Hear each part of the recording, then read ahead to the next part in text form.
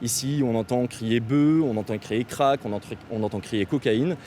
Au cœur du premier arrondissement de Marseille, le portrait de Louise Michel a été recouvert par un autre graphe.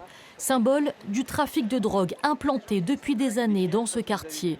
Les riverains dénoncent le manque de coordination des services publics. Il y a énormément de niveaux administratifs qui interviennent, de la mairie de secteur, la mairie, la préfecture, le département, la métropole, etc. Ce qui fait que souvent ça paralyse les actions. Et les gens qu'on rencontre ont peu de moyens. La mairie de secteur n'a aucun budget, par exemple.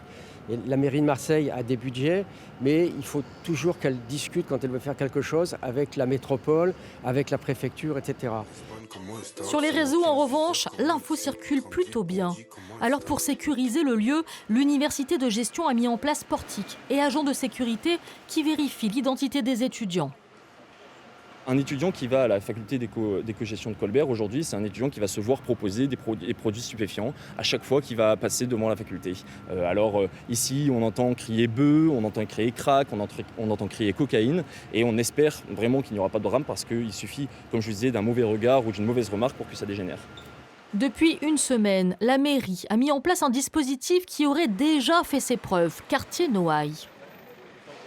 On a engagé des moyens importants, 6 équipages de la police municipale de 9h à 20h qui sont présents désormais sur le quartier de Belzun, sur Pressensé, sur Colbert, mais également sur la Porte d'Aix.